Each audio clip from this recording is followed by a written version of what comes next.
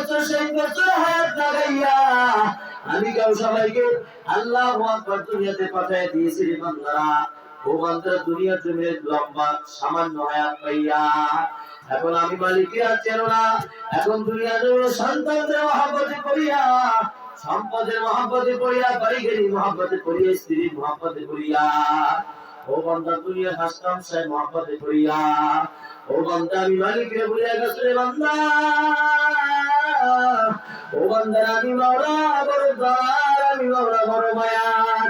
ও বান্দা দুনিয়ার হায়াতের অর্ধেক সময় ঘুরে পড়াইছে রে মুমিন।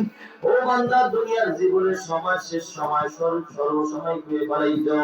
কারো জীবনে আল্লাহু আকবার কারো তারিখ পাঠিয়ে গেছে, কারো গায়ের চামড়া দুতরা দিয়া গেছে রে বান্দা। ও বান্দা আমি মাওলা বড় দয়ার, আমি মাওলা বড় মায়ার।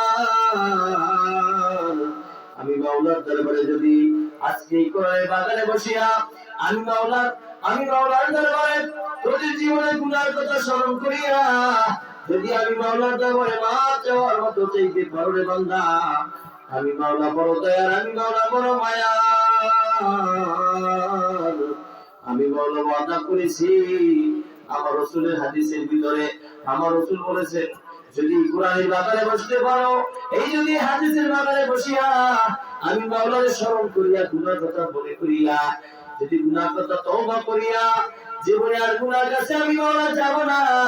হে মাওলা আমার গুনার কথা দুনিয়ার জমিনে আমার মা জানে না, বাবা জানে না, আমার গুনার কথা আমার বউ স্ত্রী জানে না, ঘরের নিজের জানে না, আমার গুনার কথা দুনিয়ার কেউ জানে না।